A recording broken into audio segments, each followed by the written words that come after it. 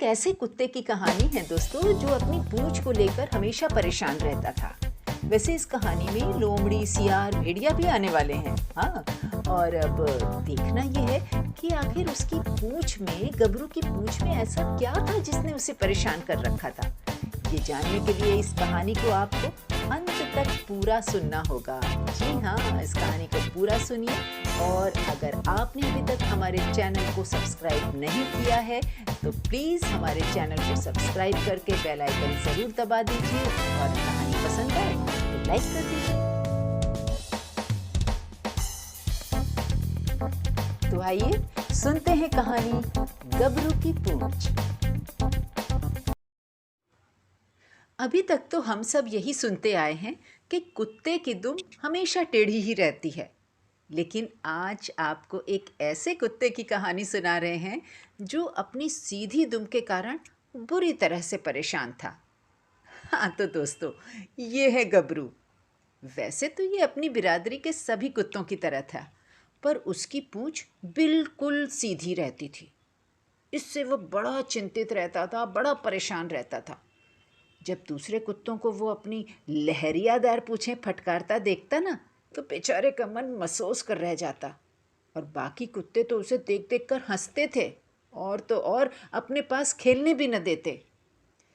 गबरू दिन रात सोचा करता कि कैसे उसकी भी पूंछ सब कुत्तों की तरह बढ़िया लहरियादार हो जाए और वो भी उसे घुमाता हुआ सबके बीच शान से सर उठाकर खेले।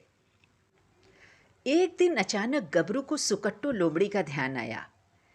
वो बहुत दयावान थी और लोमड़ियों की तरह वो मक्कार और चालाक नहीं थी। और सुकट्टो जो थी ना, वो बड़ी ही फैशनेबल और स्टाइलिश थी। गबरू ने सोचा कि वो उसकी कठिनाई ज़रूर हल कर देगी। फिर क्या था, एक दिन वो कूदता फांदता सुकट्टो लोमड़ी के दरवाजे पर जा पहुंचा। दरवाजे पर पहुंचते ही गबरू ने ज़ोर से आवाज़ लगाई, लोमड़ी आंटी, लोमड़ी आंटी। कौन है, कौन है भाई? कहती हुई सुकट्टो लोमड़ी बाहर आई। मैं हूँ चाची, गबरू। अरे गबरू, मेरा बच्चा, आजा आजा। अरे आज कैसे अपनी इस सुकट्टो चाची का ख्याल आ गया? कहती हुई सुकट्टो लोमड़ी गबरू को घर के भीतर ले आई। और आते ही गबरू सोफे पर आराम से बैठ गया और सुकट्टो से बातें करने लगा। बातों ही बातों में गबरू ने झिझकते हुए कहा, आंटी, आंटी। हाँ हाँ, बोलो बोलो, क्या बात है बेटा? गबरू को प्यार से सहलाते हुए लोमड़ी ने गबरू से पूछा। वो आंटी, बात ये है। हाँ हाँ, अरे अपनी आंटी से दिल की बात नहीं कहोगे तो किससे कहोगे? लोमड़ी आंटी, लोमड़ी आंटी, वो बात ये है, मैं अपनी सीधी पूंछ से बहुत परेशान हूँ। सब लोग मेरी खिल्ली उड़ाते हैं और अपने साथ खेलने भी नहीं देते। अब आप ही बताओ ना आंटी, मैं क्या करूँ, मैं क्या करूँ आंटी?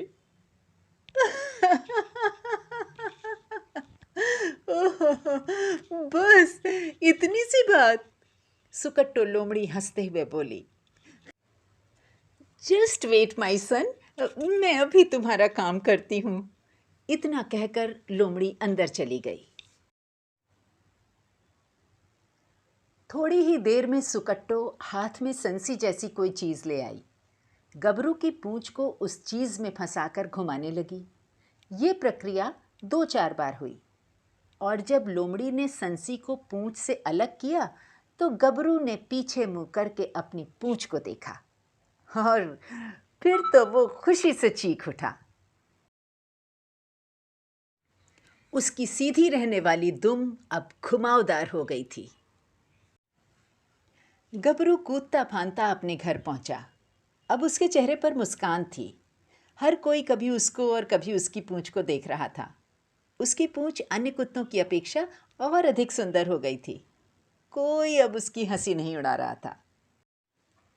लेकिन एक दिन वो उदास हो गया जब खेलते समय उसके एक साथी ने जोर से कहा, गबरू, गबरू देख तेरी पूंछ।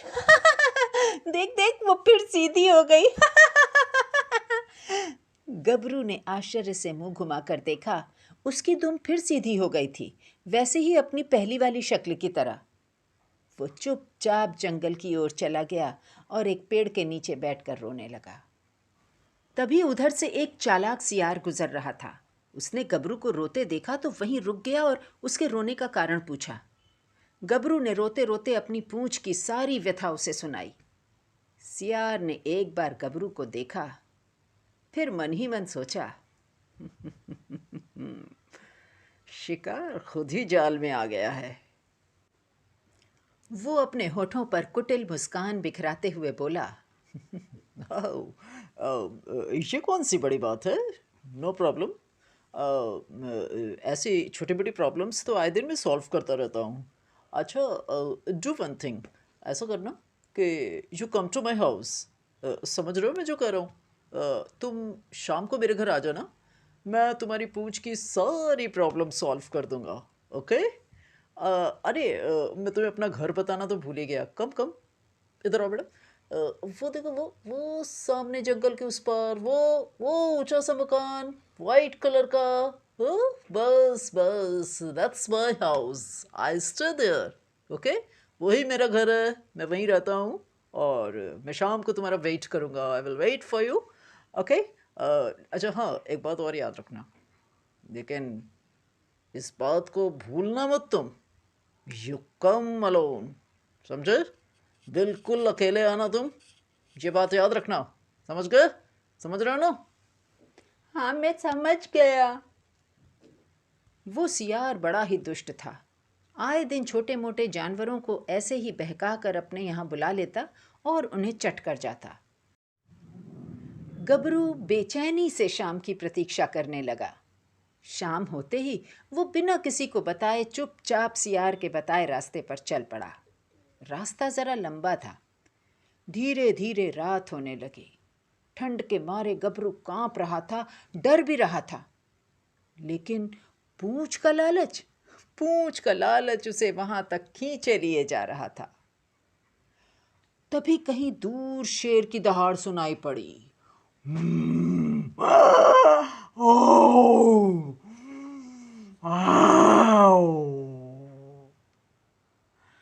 और गबरू के कान खड़े हो गए। वो थर थर कांपने लगा। अपने सामने विशाल पेड़ों और उनके टूटे सूखे पत्तों पर जंगली जानवरों के चलने से होने वाली आवाज सुनकर गबरू पूरी तरह भयभीत हो उठा था। वो एक कदम आगे बढ़ा ही था कि उसे पास से कहीं भेड़िए की गुर्राहट सुनाई पड़ी।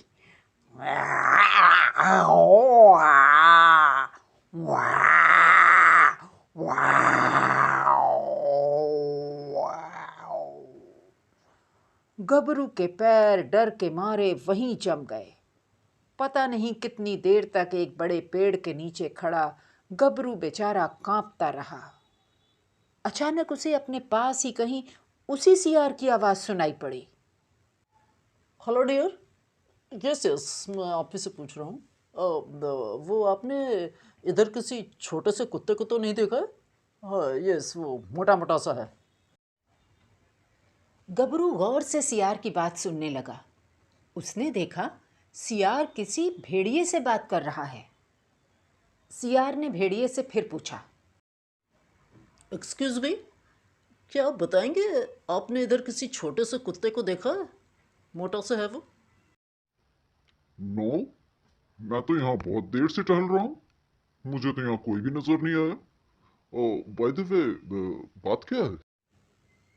भेड़िए की बात सुनकर सियार ने कहा, दरअसल वो अपनी सीधी पूंछ को लहरियादार बनवाने के लिए मेरे पास आया था, तो मैंने उसे आज शाम का टाइम दे दिया कि तुम आ जाना मेरे घर।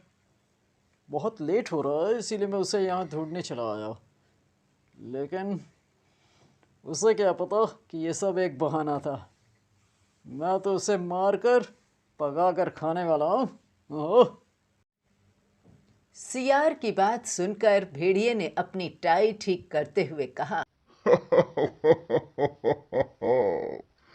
Great idea. Oh, great. Okay. मैं तो यहीं घूम रहा हूँ। देखो फ्रेंड, अगर वो मुझे यहाँ कहीं भी नजर आ गया, मैं उसे पकड़कर सीधा तुम्हारे घर लेकर आऊंगा, फिर हम दोनों मिलकर उसे खाएंगे। ओके? गबरू की हालत पतली हो गई। वो बुरी तरह डर गया था। उसकी सीधी पूंछ अपने आप चारों ओर चक्कर लगाने लगी। गबरू उसी पेड़ के नीचे छुपा खड़ा रहा। उसे भेड़िए और सियार की दूर जाती हल्की पदचापें सुनाई पड़ी। गबरू ने एक चौकन्नी दृष्टि अपने चारों ओर डाली और फिर पूरी ताकत से अपने घर की ओर भागा। घर में घुसते ही गबरू बिस्तर में दुबक गया और सिर से पैर तक कंबल ओढ़ लिया। किवाड़े में सांकल लगाने के साथ ही उसने एक मेज भी किवाड़े से सटाकर रख दी थी। सुबह जब वो सोकर उठा तो उसके साथियों ने उसकी पूंछ को देखकर आश्चर्य से कहा, अरे अरे गबरू, तेरी दुम भाई कितनी सुंदर हो गई है, हम लोगों से भी ज्यादा। बताना गबरू, क्या किया तूने? बहुत सुंदर हो गई तेरी दुम तो। गबरू ने घूम कर देखा तो देखता ही रह गया। सच, रात डर के मारे उसकी पूंछ घूम गई थी। वही पूंछ जिसके लिए गबरू न जाने कब से परेशान था। आज वो और भी सुंदर, लहरियादार, ठीक वैसी जैसी वो चाहता था, शानदार पूंछ बन गई थी। ये थी कहानी गबरू की पूंछ। इस वीडियो को लाइक कीजिएगा, हमारे चैनल को सब्सक्राइब करते हुए बेल आइकन ज़रूर प्रेस कर दीजिएगा। मैं शेफाली मिलूंगी आपसे बहुत जल्द एक नई कहानी के संग। तब तक के लिए नमस्कार।